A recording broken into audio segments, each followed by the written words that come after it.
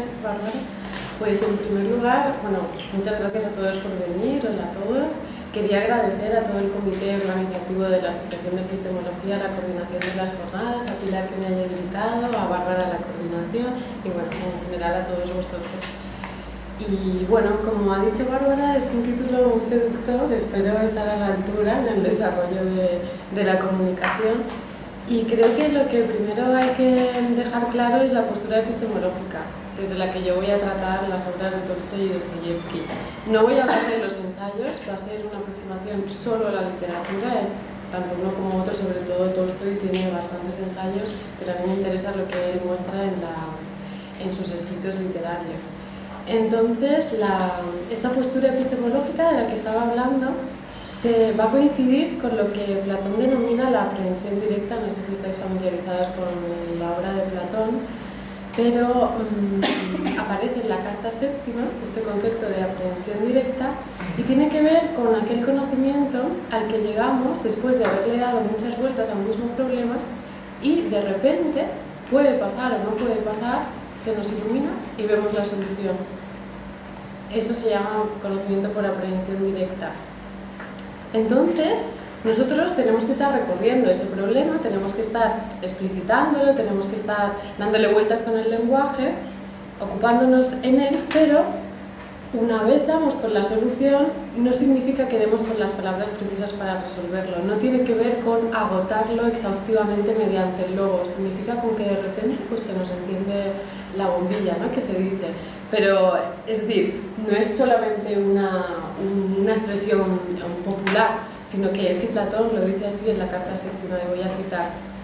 Abro cita. Después de una larga convivencia con el problema y después de haber encimado con él, de repente, como la luz que salta de la chispa, surge la verdad en el alma y crece ya espontáneamente. Eso es Platón en la carta séptima. Entonces, el tipo de conocimiento del que estoy hablando, este conocimiento que se muestra cuando le estamos dando vueltas a un asunto, evidentemente no va a ser el conocimiento al que accedemos mediante las ciencias naturales, no tiene nada que ver con un conocimiento al servicio de una efectividad material, ¿no? de ese conocimiento por el que queremos incrementar nuestro poder en el mundo material, sino que tiene que ver con el conocimiento que yo diría que es más propiamente filosófico, que es aquel que se pregunta por qué son las cosas. Es decir, es un conocimiento que aspira a una postura ontológica, ¿no? A un saber ontológico. Y ahí, justamente en esa esfera ontológica, es decir, en esa aproximación a lo que son las cosas, al ser, es donde la explicación exhaustiva, como método epistemológico, no nos va a resultar satisfactoria. Y vuelvo a citar a Platón en su carta séptima. Abro cita. Si yo hubiera creído que podían expresarse satisfactoriamente con destino al vulgo por escrito o oralmente, ¿qué otra tarea más hermosa habría podido llevar a cabo en mi vida que manifestar por escrito lo que es un supremo servicio a la humanidad y sacar a la luz en beneficio de todos la naturaleza de las cosas? Ahora bien, yo no creo que la discusión filosófica sobre estos temas sea, como se dice, un bien para los hombres, salvo para unos pocos que están capacitados para descubrir la verdad por sí mismos, por unas pequeñas indicaciones. Vale. Es decir, no sé si conocíais la carta séptima de Platón, pero justamente aquí Platón nos está hablando en primera persona, que es algo que no aparece en los diálogos, ¿no? En el diálogo, la opinión de Platón, pues no podemos saber muy bien cuál es, porque está como, digamos, camuflada entre los distintos personajes. Entonces, lo que yo voy a defender es que en este tipo de conocimiento por aprehensión directa al que se llega desde la muestra, desde lo que se muestra, puede haber una alianza filosófico-literaria por la cual la literatura funcionaría como aquel campo en el que se nos da lo que se muestra y la filosofía podría recogerlo. El propio Platón ya nos está dando la indicación de que esto es posible.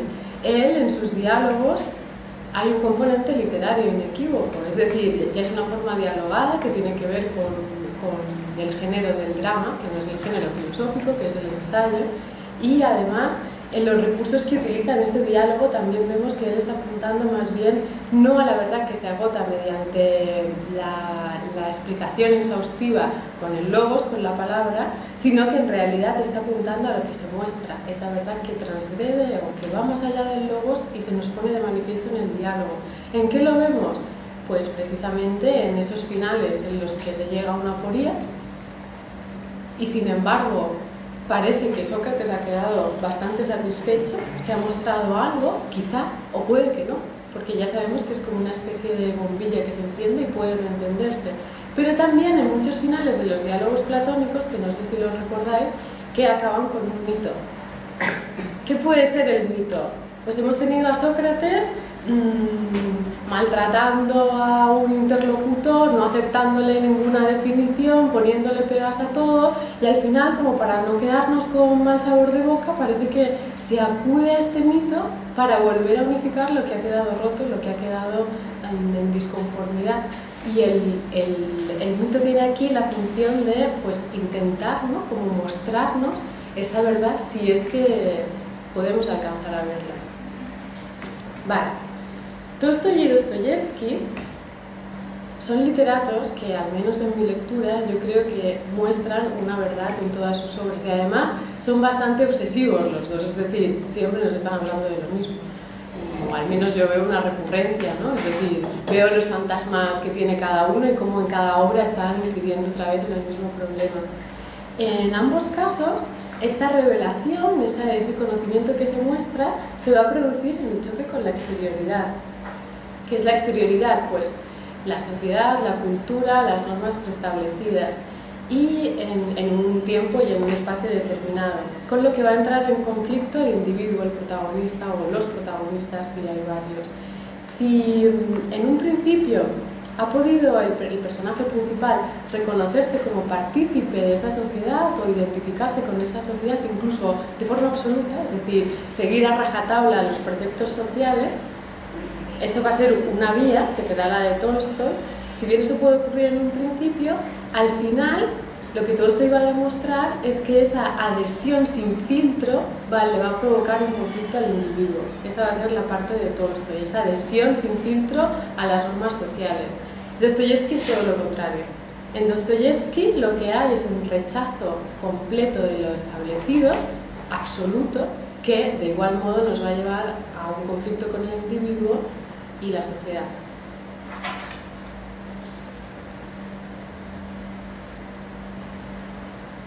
Vale. En este caso, es decir, tanto en uno como en otro, pueden pasar dos cosas. O ese personaje va a tomar cartas en el asunto y ante ese conflicto va a hacer algo, es decir, va a intentar encontrar un punto medio, ni el rechazo absoluto a todo lo que tiene que ver con las convenciones sociales, ni la aceptación absoluta de las convenciones sociales, pero puede ser que ese personaje no dé el paso y simplemente nos sirva como contraejemplo, ¿no? Es decir, como para que nosotros mismos comencemos a esa tarea, ¿no? De ponernos en sintonía con lo social, de buscar una armonía entre nuestra subjetividad y esa sociedad para no ni aceptarla en bloque ni rechazarla por completo.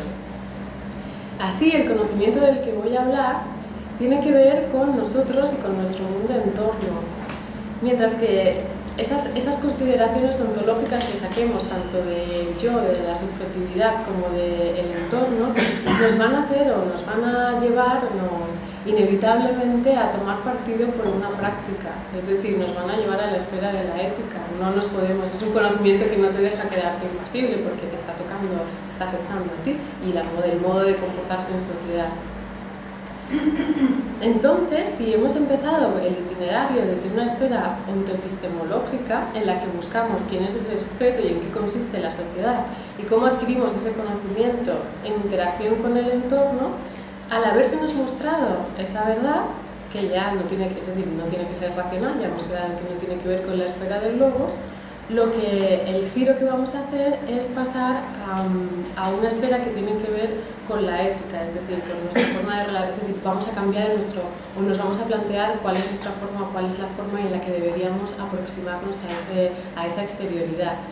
Y como no vamos a, es decir, como esa respuesta no va a tener que ver con una explicitación racional, al final esa esfera ética va a relacionarse con la estética, es decir, con lo que no tiene que ver con una explicación exhaustiva apegada al logos, sino con lo que ya está siendo así de algún modo. Lo voy a explicar más detenidamente. Vale. Para entender este proceso, en las obras de Tolstoy y Dostoyevsky hay que preguntarse en primer lugar cuál es el conflicto de fondo, en qué sociedad se va a producir ese choque, para que esa revelación nos cobre algún sentido. En este caso, no tiene tanto que ver con la sociedad rusa de la segunda mitad del siglo XIX, que no nos interesaría a nosotros en ningún caso, ¿no? o muy remotamente, sino que va a tener que ver más bien con el contexto occidental de la segunda mitad del siglo XIX, en el que se produce lo que se conoce como la muerte de Dios, es decir, la pérdida de los valores absolutos. ¿Y qué tiene que ver? Es decir, ¿con qué tiene que ver esa pérdida de valores absolutos? Pues con un paso, ¿no?, de una sociedad testamental, feudal, en que tu lugar, tu identidad y tu forma de interactuar con el entorno estaba predeterminada desde el nacimiento, no hay conflicto. De hecho, algunos rusos echan de menos la época soviética, ¿no?, porque también estaba todo muy claro. Es decir, al menos uno no tenía que preocuparse por todas las posibilidades y escoger una de esas opciones, ya estaba claro lo que iba a hacer, es decir, el Estado se hacía cargo de ti, ¿no? Pues lo mismo, en la sociedad feudal no hay libertad, pero al menos uno tiene claro cómo se ha de relacionar con la sociedad, es decir, eso está claro, no hay duda. Y tiene que ver con el paso de esa sociedad testamental a las sociedades renacentistas y modernas, donde esa libertad se amplía, donde tu lugar ya no está predeterminado por el nacimiento, ¿no?, donde de repente se abren todas las posibilidades, pero también toda la carga de hacerse cargo de uno mismo, ¿no?, de tener que encontrar un hueco y de que no esté tan clara ni tu identidad ni lo que tienes que desempeñar en sociedad. Vale. Entonces, paulatinamente se va perdiendo esta rigidez estamental, pero también con ello la seguridad y la claridad de la identidad de uno mismo y su forma de proceder. Lo que va a pasar es que una vez aceptada la no necesidad de que uno desde el nacimiento tenga que estar determinado a ser esto, a ser lo otro y a relacionarse o a desempeñar un rol social, lo que se va a provocar o lo que va a producir es lo que se conoce como un proceso de nihilización, ¿no?, en la segunda mitad del siglo XIX. Es curioso que el término nihilismo justamente aparece por primera vez en el contexto ruso también, en una obra de Turgenev que se llama Padres e Hijos, y nos dice, cito, nihilista es la persona que no se inclina ante ninguna autoridad, que no toma ningún principio por cierto, por muy rodeado de respeto que dicho principio se encuentre. Eso es un nihilista, es un irreverente, eso es el nihilista. Además, Padres e Hijos, no sé si la habéis leído, pero es un buen ejemplo, ¿no?, porque es como la generación que no se quiere someter a la generación que le precede, ¿no?, que ya no quiere aceptar eso como la verdad establecida. Y eso lo dice, de hecho, un personaje de esa nueva generación que ya no va a querer someterse, que es un irreverente. Vale.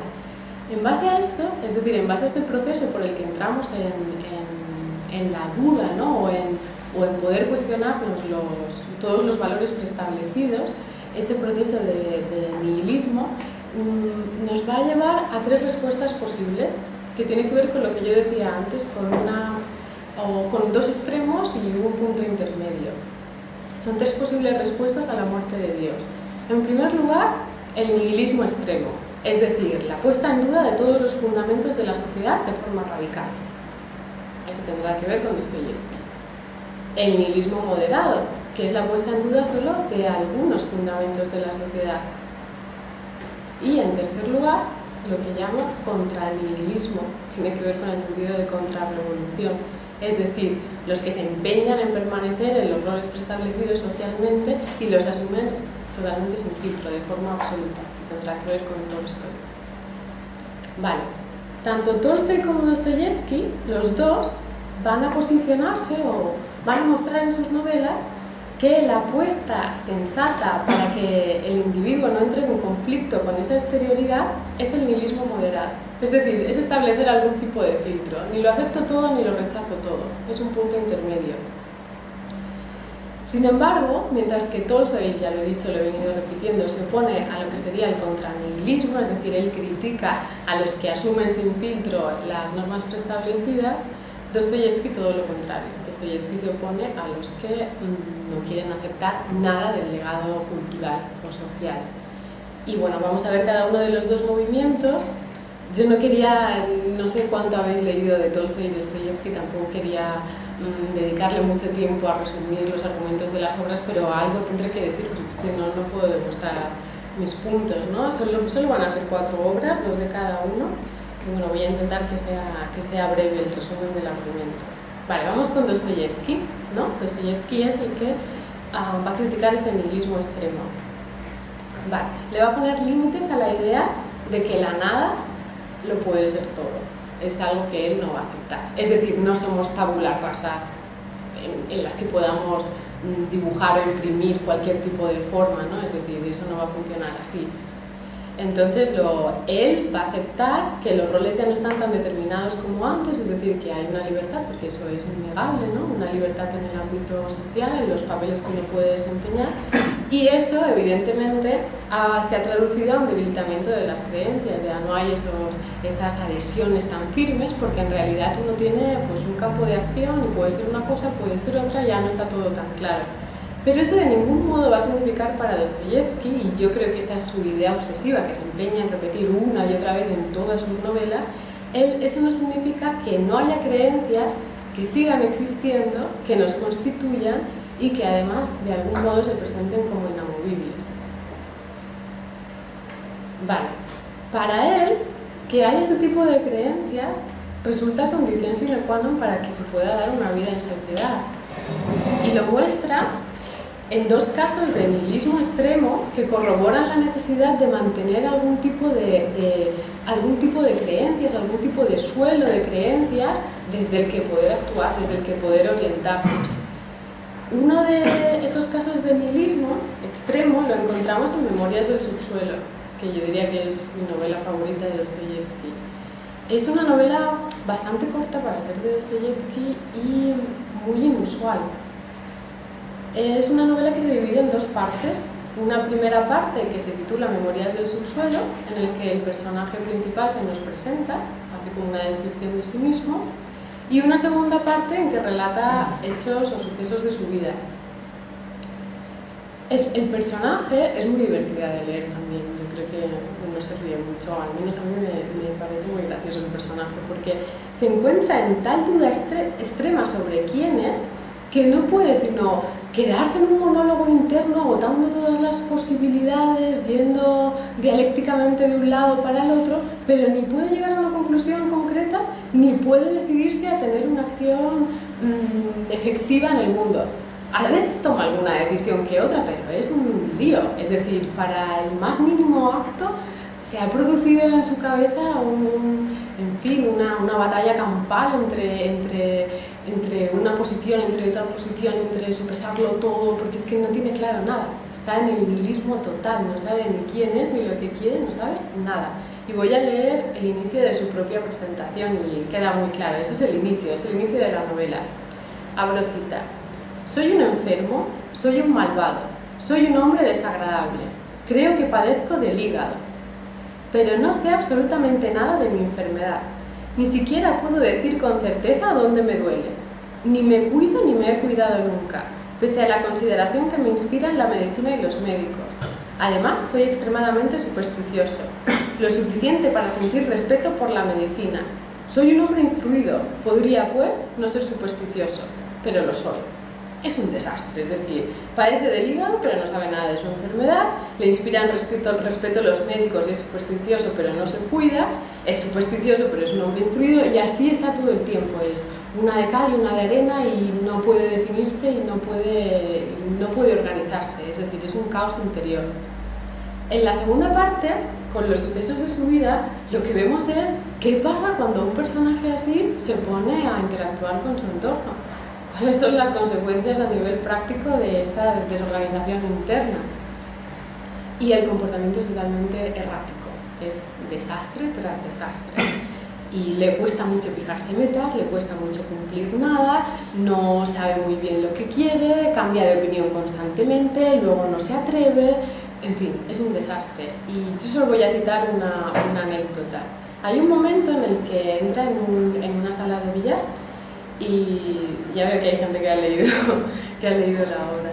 Hay un momento en el que entra en una sala de billar buscando un enfrentamiento, porque él lo que quiere es que al menos se le tenga en cuenta para echarlo del local. Eso sería una muestra de que, bueno, ciertamente es alguien importante porque al menos se toman la molestia de echarlo, ¿no? Entonces el tipo entra y se pone a estorbar, ¿no? La gente está jugando al billar y él se pone ahí a estorbar. Pasa un oficial y lo que hace es apartarlo, sin dirigirle la palabra. Bueno, pues él lo considera la mayor ofensa posible porque ni siquiera ni siquiera han reparado en él lo suficiente para que sea expulsado del billar, se obsesiona con esta idea y durante años se pasa pensando en ese oficial, se pasa pensando en la forma de poder vengarse de esa afrenta. Es decir, es como que no puede pasar página, no es capaz de digerir nada de lo que le ocurre, ni sabe qué hacer al respecto, porque además se reprocha a sí mismo no haberle dicho nada al oficial. Y se pregunta por qué lo ha hecho, ¿no? ¿Será que es vanidoso? ¿Será que es un cobarde? ¿Qué ha pasado? Entonces voy a citar un momento en el que ya ha pasado este lío con el oficial y nos dice qué hace a continuación. Después de esto, de lo del oficial, se sucedieron mis encuentros con el oficial en la calle. Lo observé atentamente. ¿Me reconocería también él a mí? No lo sé. Creo que no. Lo creo por ciertos indicios. En cuanto a mí, lo examinaba con odio y rabia. Y esto duró varios años, sí señores. Con el tiempo mi odio se hizo implacable, más profundo. Empecé a procurarme discretamente algunos informes sobre su persona. Se obsesiona con el personaje, se obsesiona con la afrenta y se propone llevar a cabo una venganza, ¿no? Para restituir su honor. Me dirás, esto es una cosa en la que solo participa él porque es que el oficial ni siquiera tiene noticia de su existencia. Entonces, se propone llevar a cabo varias venganzas. Por ejemplo, redactar una obra satírica en la que él sea el personaje principal y ridiculizarlo, pero al final acaba cambiando tanto el nombre que ya ni se reconoce que sería él, no se lo publican, es decir, fracasa su empresa. Luego retarlo a duelo, no se atreve, y luego chocarle en la calle, que es la forma como ya es lo último que se le ocurre. ¿Qué es esto de chocarle en la calle? Pues antes había en la segunda mitad del siglo XIX la forma de relacionarse socialmente era en los paseos, y en esos paseos pues la gente entablaba amistades, o se conocían, o se saludaban, y uno veía pues a quién le gustaba, a quién no, y la gente de la misma clase social se podía relacionar. Y en San Petersburgo era en la avenida Nevsky. Y bueno, pues él va a la avenida Nevsky repetidamente para encontrarse con el oficial y tiene la obsesión de que cuando se lo encuentre de frente, lo que tiene que hacer es no apartarse, no cederle el paso y chocarle. Porque claro, el oficial jerárquicamente está en un nivel superior, entonces normalmente el código implícito es que tú le dejas o le das el paso a quien está por encima de ti, ¿no? En un nivel social. Y es lo que él siempre acaba haciendo. Se lo encuentra de frente, lo odia, le tiene rabia, ha jurado que esa vez lo va a chocar, pero luego lo tiene delante y no se atreve y le cede el paso. Eso repetidas veces, hasta que una vez decide que, bueno, pues que va a renunciar a la empresa, que no se atreve, se da por vencido, y justo cuando lo tiene delante, de repente se arma de valor y se mantiene firme en su paso, cierra los ojos, hace todo este lío para chocarle en un momento y que el otro finja que ni siquiera se ha dado cuenta. Pero para él esto es un triunfo. Es decir, esa mínima acción para alguien que se encuentra en el nihilismo extremo es un triunfo, porque no es capaz de hacer nada. Nos lo ha dicho en el prólogo. Se aburre porque no es capaz de hacer nada. Lo ha dicho él. Entonces, claro, es una victoria agridulce, porque justamente después de haberle chocado y de irse exultante a casa, lo que nos dice es, bueno, pero ya adivinaréis qué hice 3 días más tarde, ¿no? Es decir, si ya habéis leído la primera parte de mi diario y ya sabéis cómo soy, podéis adivinar qué hice. No nos lo dice explícitamente, pero parece que si otra vez se lo ha vuelto a encontrar, no se ha atrevido a chocarle de nuevo. Es decir, es como un triunfo, es un triunfo pues efímero y es un triunfo que le ha costado 2 años, porque nos dice que está 2 años obsesionado con esta idea y que al final, pues mira, le ha servido para una vez plantarle cara de esa forma. Porque entre retarle a duelo, que era lo que quería hacer, y chocarle ligeramente, hay mucha diferencia. Es todo lo que consigue. Vale. Bueno, esta sería una forma de nihilismo extremo, ¿no? Esa en la que quedamos en la duda continua, en la que no tenemos suelo. ¿Por qué se llama memorias del subsuelo? Precisamente porque está por debajo de cualquier base de creencias que nos permitan una acción. Una acción, hombre, cierto tipo de acción sí que lleva a cabo, pero una acción con cierta determinación, con cierto objetivo, ¿no? Entonces es del subsuelo porque no hay suelo, porque este hombre está en el completo caos. Otra forma de denuncia de este nihilismo extremo la encontramos muy frecuentemente en Dostoyevsky. Me ha costado elegir 2 ejemplos porque es que la veo por todo. Y he cogido los ejemplos de Los endemoniados y de Crimen y castigo. Tiene que ver con una violentación racional de esas normas sociales. Es decir, racional, eso va a ser muy importante. Entonces, es que estos personajes tan atormentados normalmente siempre tienen una idea. Hay una idea que se les mete en la cabeza y se obsesionan con llevar a cabo esta idea. Una idea en el plano teórico, en el plano racional, que cuando la llevan a efectos prácticos es un desastre. Siempre ocurre lo mismo. Entonces, ¿qué ocurre en Los endemoniados? Bueno, pues en Los endemoniados hay un personaje que se llama Stavrovin, no sé si lo conocéis, y Stavrovin se ha propuesto, es decir, desde la creencia de que si Dios ha muerto todo vale, ¿no? Se ha propuesto transgredir todo aquello en lo que se ha educado para demostrar que esa premisa es verdadera. Eso es lo que se propone Stavrovin y comete todo tipo de desastres, de violentaciones a ese código social, y la más fuerte es una acción en la que él mantiene relaciones sexuales aparentemente consentidas, que un poco no se sabe muy bien, pero aparentemente consentidas, con una menor. Esa menor, después de lo que pasa con Stavrovin, se suicida. Y eso es como lo más grave, pero bueno, que va cometiendo, es decir, que viola el código social constantemente, aunque esa es la violación más grave. Y además Stavrovin se nos dice que es de buen linaje, tiene una buena posición social, es guapo, es decir, no tiene ningún problema para no integrarse en la sociedad. Es que él activamente decide no integrarse, no solo no integrarse, sino violentar todas las normas de lo social, tanto como pueda. ¿Qué pasa? Que esta transgresión le lleva a un estado de desolación que acaba en su suicidio. Es un personaje que acaba suicidándose. Por otra parte tenemos Crimen y castigo, que tiene un final, pues yo diría que bastante mejor. Es una obra, no sé, para ser de Dostoyevsky creo que acaba muy bien, es un final esperanzador. Crimen y castigo, yo creo que la conoce casi todo el mundo, ¿no? Es decir, hay un personaje principal que es Raskolnikov, que tiene la idea de que los hombres excelentes que están llamados a acometer todo tipo de empresas para beneficio de la humanidad tienen que poder, es decir, tienen que poder tener cierta impunidad en los medios para conseguir ese fin, ¿no? Que va a poder beneficiar a tantos otros, ¿no? Y lo compara con la figura de Napoleón. Es decir, Napoleón, para llevar a cabo los ideales de la revolución, es verdad que ha matado gente, es verdad que ha provocado muchas guerras, pero era necesario por un bien de la humanidad. Y él quiere ser como Napoleón, quiere ser un gran hombre. Y se le mete esta idea, se le mete esta idea en la cabeza, entonces necesita dinero para pagar sus estudios y decide que tiene que probarse a sí mismo que es capaz de superar esta traba, ¿no? Para poder llegar a su gran acometido como hombre superior de cara a la humanidad. Y la forma de poder superar este bache es matar a una vieja usurera que además considera un personaje vil, ¿no? Entonces pues tampoco pasa nada si la matas porque, bueno, no, es un ser inútil según él, según sus ideas, ¿no? Un ser inútil para la sociedad.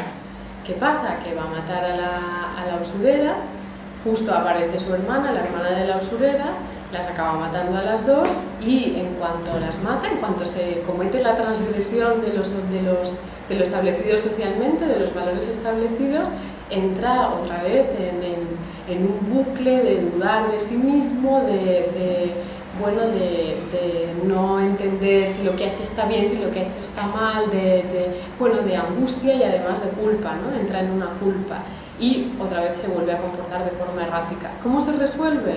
Pues al final la resolución es la confesión del crimen, se reconcilia con lo social, al final no le queda otra y además es que se siente muy liberado, es decir, él se siente genial cuando por fin da el paso y por fin confiesa su crimen, ¿no? Y bueno, al final es muy esperanzador porque bueno, parece que se va a Siberia, primero pasa una mala época, pero al final entiende es que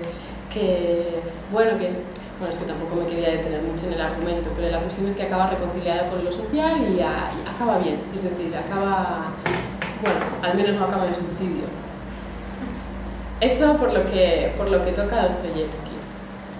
En Tolstoy lo que vamos a encontrar es justo lo contrario, es decir, lo que se va a mostrar es que esta apuesta absoluta por todos los valores de lo social lo que nos va a provocar es un conflicto porque no nos vamos, es decir, porque aquello se nos va a presentar como una losa demasiado pesada con la que en realidad no estamos del todo conformes. El conflicto va a venir por ahí.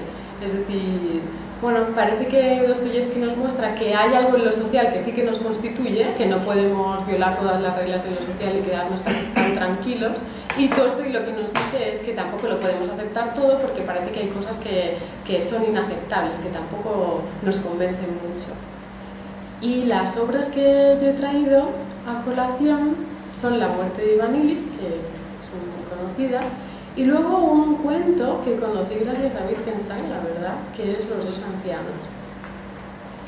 Bueno, La muerte de Iván Ilich trata de un personaje perfectamente normal, con una vida normal, un funcionario acomodado, que tiene sus ambiciones, que quiere escalar peldaños en sociedad, que vive una existencia pues, de lo más común y corriente, y incluso monótona, incluso ciertamente un poco aburrida, pero bueno, está bien posicionado socialmente y se dedica a mantener las apariencias y a escalar en la jerarquía social, ¿no? Es decir, a la vanidad. Y se le detecta una enfermedad, y además es un proceso, esta obra es que también es muy recomendable. Se le detecta una enfermedad, entonces él empieza poco a poco, porque la enfermedad dura bastante tiempo y uno va viendo todo el proceso psicológico del personaje. Después de que se le detecte, como él no mejora, como cada vez va siendo peor, es como que se va cuestionando más sobre su propia existencia, es decir, está como tanto tiempo consigo mismo que por fin puede reunir el coraje de enfrentarse a sí mismo y preguntarse si ha estado viviendo como toca. Son palabras que dice él, y lo cita unas cuantas veces en la obra.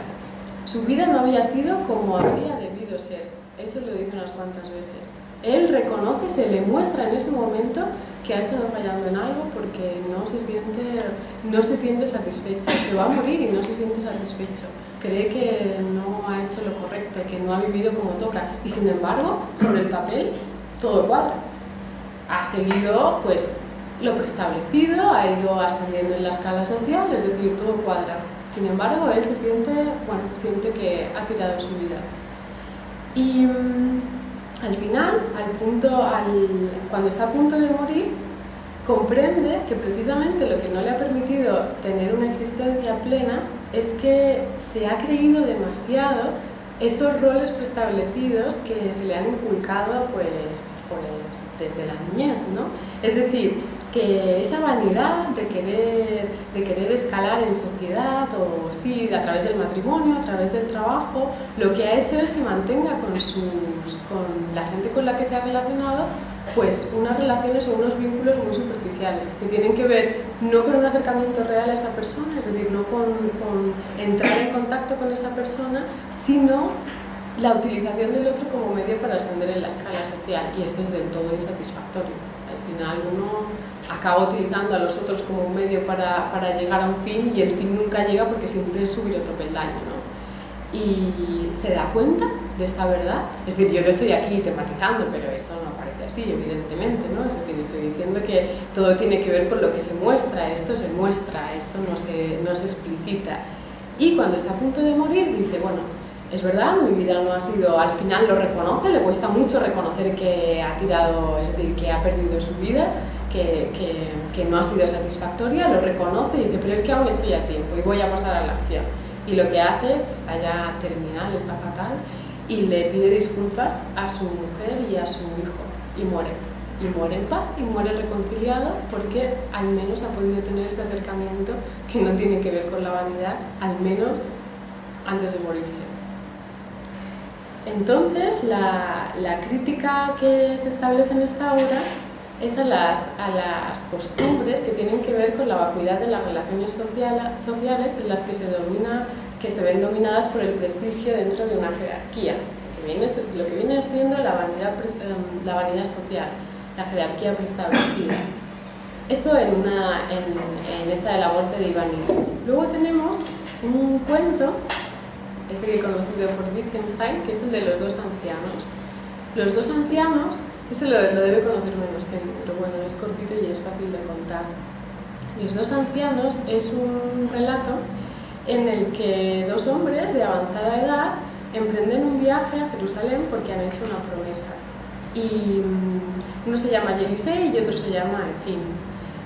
Yelisei, por el camino, decide quedarse porque encuentran a una familia muy empobrecida que tiene muchas dificultades, y Yelisei quiere quedarse para ayudarles y para que vuelvan a ser autosuficientes, es decir, no se quiere ir de ahí hasta que ellos ya se puedan valer por sí mismos. Entonces deja su promesa a un lado, deja su promesa de ir a Jerusalén y se queda con esta familia.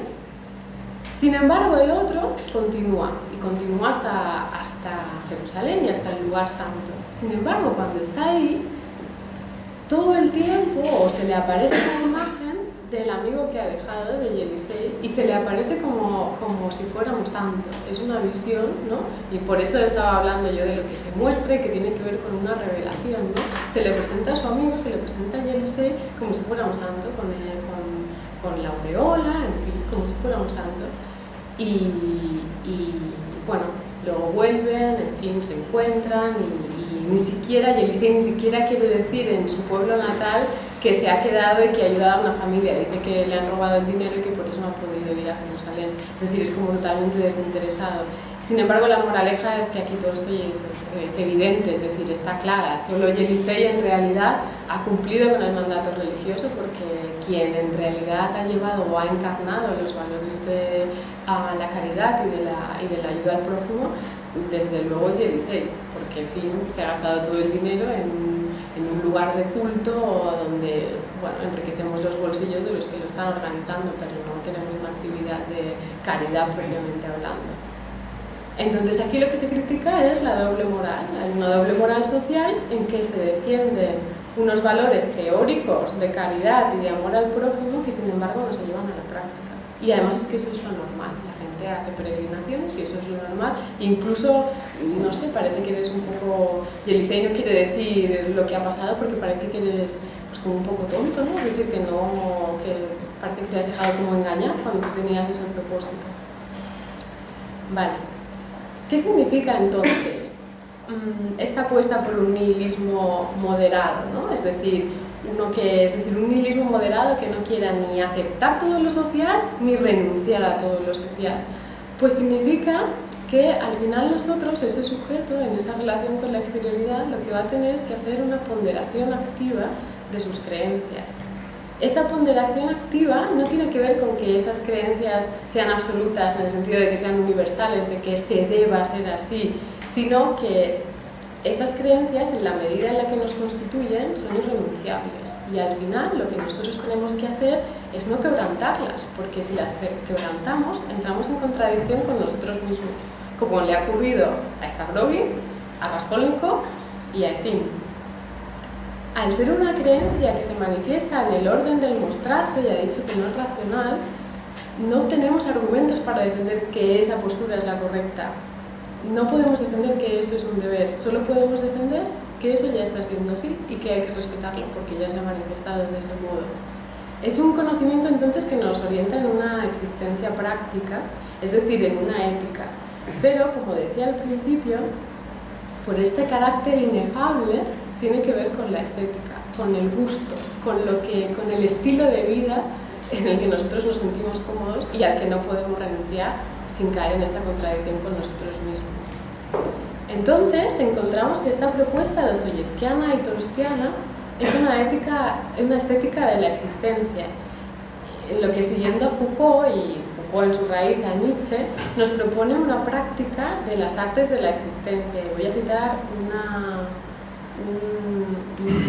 un texto de Foucault que es de la historia de la sexualidad y nos dice que las artes de la existencia son esas prácticas sensatas y voluntarias por las que los hombres no solo se fijan reglas de conducta, sino que buscan transformarse a sí mismos, modificarse en su ser singular y hacer de su vida una obra que presenta ciertos valores estéticos y responde a ciertos criterios de estilo.